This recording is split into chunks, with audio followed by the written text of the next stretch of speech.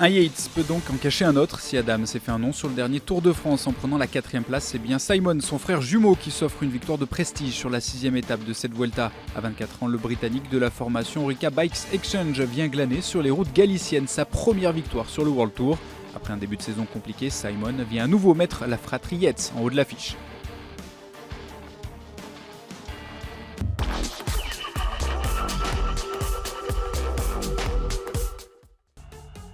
Après le nouveau numéro au sprint de Gianni Mersman à Lugo, cette 6e étape entre Monforte de Lemos et Luintra pourrait sourire aux audacieux, un parcours de moyenne montagne toujours en Galice taillé sur mesure pour les punchers grimpeurs. Les audacieux, justement, sont nombreux en ce début d'étape. Après plusieurs tentatives, une dizaine de coureurs réussit à faire la différence sur le peloton. Parmi les hommes de tête, le plus dangereux, au général, José Mendes pointe à près de 3 minutes du leader, Darwin Atapuma. Logiquement, ce sont les coéquipiers du maillot rouge qui maintiennent l'écart et les Sky restent à l'affût. Du coup, le groupe de 10 ne prendra jamais plus de 2 minutes 40 d'avance sur le peloton. Au pied de la seule difficulté répertoriée, l'Alto Alensa, un col de 2e catégorie. Ce sont les Orica Bike Exchange qui prennent le relais. Les Australiens veulent emmener Esteban Chavez vers la victoire d'étape. Pendant ce temps-là, à l'avant de la course, Marc Frey, les meilleurs grimpeurs de la dernière édition de la Vuelta, s'échappe. C'est seul qu'il franchit le sommet pendant que ses poursuivants font l'effort pour revenir.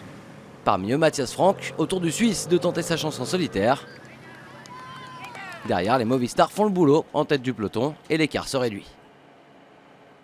Il est presque comblé même lorsque Dani Moreno et Simon Yates attaquent dans la dernière bosse.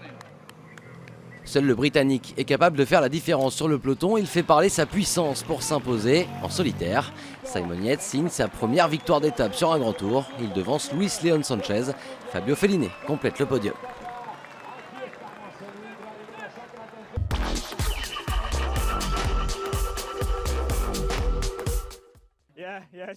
Cette étape a été un peu folle, avec de nombreux changements de scénario.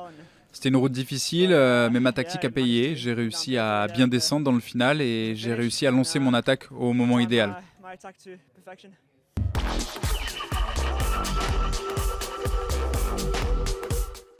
Au classement de cette 6e étape, Luis Leon Sanchez prend la 2e place après être sorti en costaud dans le final. L'Espagnol devance Fabio Fellini est déjà 2e la veille. Ben Hermans est 4e, Kenny Elissonde, premier français, termine 5e. Le peloton est réglé par Alejandro Valverde qui prend la 8e position.